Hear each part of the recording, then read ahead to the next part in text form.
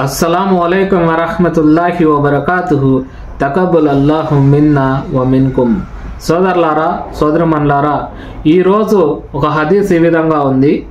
దైవ ప్రవక్త ముహమ్మద్ సల్లల్లాహు అలైహి వసల్లం గారు ఇలా ప్రవచించారు: హిత్తకి దావతల్ మజ్లుమి ఫఇన్నహు లైస బైనహా వ బైనల్లాహి హిజబూన్. చూడండి, సహీ బుఖారిలో ఉన్నటువంటి హదీస్ ఇది. దీని యొక్క తాత్పర్యము ఈ విధంగా ఉంది: బాధితుని శాపానికి భయపడండి. బాధితుని శాపానికి అల్లాహకు మధ్య ఏ అడ్డు ఉండదు. అల్లాహ్ తప్పకుండా అతని మొర ఆలకించి అతన్ని బాధ పెట్టిన వారిని శిక్షిస్తాడు.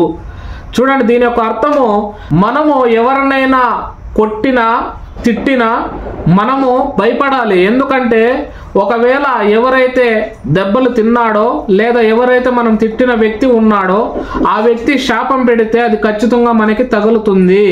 ఎందుకంటే అల్లాహ్ సుబ్హానహు వ తఆలా అంటున్నాడు నేరుగా, బాధితుని శాపానికి అల్లాహకు మధ్య ఏ అడ్డు ఉండదు అంటున్నాడు. అతను ఏదైతే మనకి శాపనార్థాలు పెడతాడో ఖచ్చితంగా తగులుతుంది. అందుకే సోదరులారా, మనము ఎవరిని బాధించకూడదు, ఎవరిని ఏడ్పించకూడదు.